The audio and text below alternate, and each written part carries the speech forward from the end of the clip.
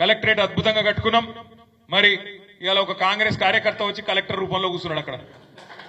ఇక ఆయన మన నాయకులను సీదా మాట్లాడుతున్నాడు కలెక్టర్.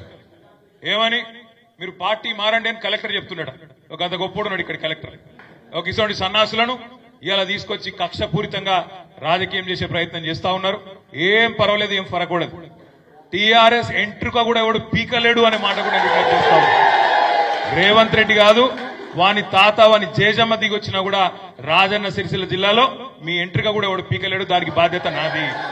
ఏం కాదు, జీవితం అనగా ఆడాడ తలుగుతాయి దెబ్బలు. మనం కూడా చూద్దాం ఎన్ని రోజులు చేస్తారు ఈ డ్రామా, ఎన్ని రోజులు కలెక్టర్లు, ఎన్ని రోజులు అధికారులు, ఎన్ని రోజులు పోలీసు వాళ్ళు, వీళ్ళ నాటకాలు మనం కూడా చూద్దాం. మంచిగా రాసి పెట్టుకోండి. నేను చెప్తున్నా, నేను అంత మంచోని నేను కాదు. నేను పక్కా చెప్తున్నా, ఇవాళ ఎవరెవరైతే బాగా అతి చేస్తుండ్రో, ఎవరెవరైతే కాంగ్రెస్ కార్యకర్తల్లాగా ఓవర్ యాక్షన్ చేస్తుండ్రో వాళ్ళకి నేను చెప్తున్నా, దీనికి వడ్డీతో సహా ఇచ్చే బాధ్యత నాది. నేనే తీసుకుంటా.